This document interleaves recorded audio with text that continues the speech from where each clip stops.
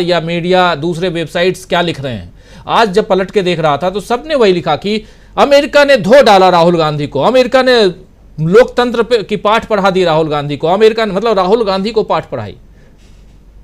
ये हमारे साथी सही कह रहे हैं कि पाठ तो अमेरिका ने यहाँ प्रधानमंत्री को पढ़ा दिए। प्रेम कुमार जी कह रहे थे कि जब 15 दिन बाद जब राहुल गांधी प्रधानमंत्री पहुंचेंगे तो उनसे पूछा जाएगा कि आपके यहाँ डेमोक्रेसी कैसी है, क्या यही डेमोक्रेसी है कि पहलवानों को घसीटा जाता है, क्या यही डेमोक्रेसी है कि किसानों को पीटा जाता है, क्या यही डेमोक्रेसी है कि कोई अगर व्हाट्सएप पे एक फ़ोटो लगा ले वो भी आपके देश के पूर्वजों के, तो उस पर आप बवाल मचवा देते हैं और उसके बाद में आप आधिकारिक तौर पे एक संसदीय उसके लिए जिम्मेदार हैं, आप उस पद पे बैठे हुए हैं और आप ऐसे भड़काऊ बयान देते हैं। ये सब तो पूछा जाएगा ना डॉक्टर दीपक पासपोर्ट जी। राहुल गांधी वाली बात की जाए तो आप देखिए कि ये बहुत आसान हो गया कि इस समय पत्रकारिता कहीं से भी बैठ के आप कर सकते हैं। गोदी मीडिया का कमाल तो ये है कि मंगल ग्रह की भी खबरें जो है वो अपने एंकर को एक स्पेस सूट पहना के उसकी रिपोर्टिंग वो करा सकते हैं। तो ये कोई बड़ी बात नहीं है कि यहाँ बैठे बैठे जब तक राहुल गांधी वहां पर थे अमेरिका में तब तक उनकी खबरें उन्होंने नहीं दिखाई, लेकिन उनको धो देने की जो खबरें हैं, उनको अमेरिका ने जो जवाब दिया वो खबरें हैं, वो बहुत बड़े अच्छे से फैब्रिकेट करके क्रिएट करके वो डालने का काम कर रहे हैं। तो उसमें हमको बहुत ज्यादा परेशान होने की बात है, क्योंकि लोगों के सामने गोदी मीडिया की जो बातें हैं, उसका व्यवहार है, उसके काम का तरीका है, वो भी धीरे धीरे सामने आने लगा है। तो लेकिन अगर हम भारत की बात करें, ये जो 5-6 आपने घटनाएं जो बताई है, चाहे वो सोलापुर वाला मामला हो, आपको देखिए सोलापुर वो जगह है जहां पर नुपुर शर्मा और नवीन जिंदल के बयान का महाराष्ट्र में सर्वाधिक रिएक्शन हुआ था। यही वो जगह थी, यहाँ और नवी मुंबई, ये दो जगह पे सबसे ज्यादा उसका रिएक्शन हुआ था।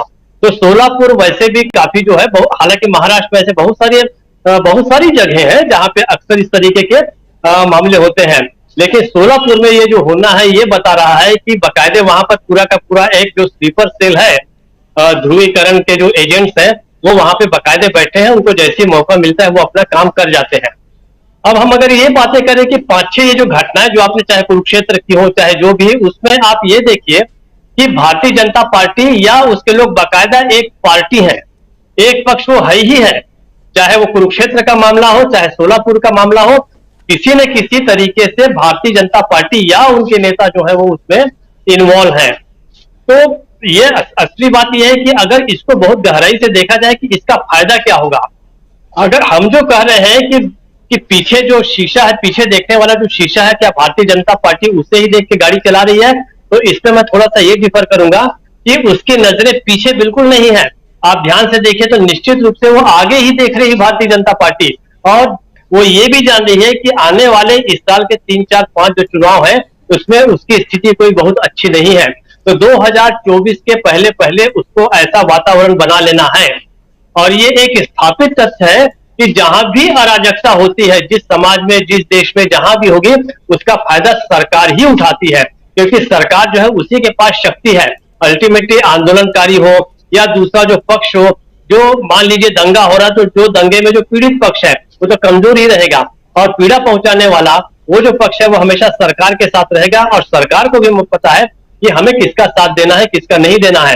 तो भारतीय जनता पार्टी और उसकी जो मोदी सरकार है वो अच्छे से जानती है कि इस अराजकता को जितना ज्यादा बढ़ाया जाएगा, ध्रुवीकरण होगा या जो हिंसा फैलेगी, उसका अंततः फायदा जो है वो भारतीय जनता पार्टी को ही मिलेगा, और 2024 का चुनाव जो है वो उसके लक्ष्य में है। तो हमें ये गलतफहमी बिल्कुल न रहे कि पीछे के शीशे को देखकर वो वाहन चला रही है। भारतीय जनता पार्टी बिल्कुल सामने देख रही है, उसकी नजर उसे पता है। पीछे की जो बातें हैं वो हम लोग के सबकी गलतफहमी के लिए है। औरंगजेब को जो लाए हैं, ये अभी एक बात हो गई है कि राहुल गांधी ने अमेरिका में कहा कि बैकव्यू मिरर को देखकर भारतीय जनता पार्टी गाड़ी चलाती है, ये बात तो सही है, लेकिन ये जो 5-6 मामले जो हुए हैं, यहां तक कि आप देखिए कुरुक्षेत्र में जो मामला हुआ है, कुरुक्षेत्र में भी किसान आंदोलन फिर से अगर भड़कता है और अगर वो आधा अधूरा होता है तो अंततः उसका फायदा उठाने की कोशिश फिर से भारतीय जनता पार्टी 2024 के चुनाव के लिए किसी न किसी तरीके से करेगी। पहलवान बेटियों के मामले में भी आप देखिए 2 समुदायों को उन्होंने बांट दिया, सोलापुर में बांट दिया, देवभूमि उत्तराखंड में जो हो रहा है, सीधे सीधे दो पक्षों को बांटा जा रहा है। तो डिवाइड की जो पॉलिसी है वो चल रही है। सही पूछे तो झुलसते देश में बीजेपी की जो चुनावी बांसुरी है, मैं तो उसको दूसरे शब्दों में इस तरीके से कहूंगा कि कुर्सी की आड़ में लोकतंत्र गया भाड़ में। ये जो है इनका इनका नारा यही है कि आप कुर्सी बचाइए, कुर्सी बचाना आपके लिए, उसके लिए किसी की भी जान लेनी पड़े, कोई दिक्कत नहीं है। अभी अस्थाना ने एक बात कही थी, जो एनके अस्थाना जो रिटायर्ड अधिकारी, पुलिस अधिकारी, पहलवान बेटियों को उन्होंने धमकी दी थी कि आपको कचरे की तरफ फेंका जाएगा, वक्त आने पर गोली से भी जवाब दिया जाएगा और उसके बाद मिलेंगे पोस्टमार्टम की टेबल पर। अब देखिए, इन सब घटनाओं में मैं जो सबसे दुखद घटना देखता हूं, सबसे जो विचलित कर देने वाली तस्वीर है, वो हमारे बालासोर से आ रही है। वहां लाशों को जिस प्रकार से उठा उठाकर चादरों में, तो चार लोग उठा के उसको ट्रॉलियों में, ट्रैक्टरों में जिस तरीके से फेंक रहे हैं, मुझे नहीं लगता कि मानव शरीर की इतनी दुर्गति कभी हुई होगी।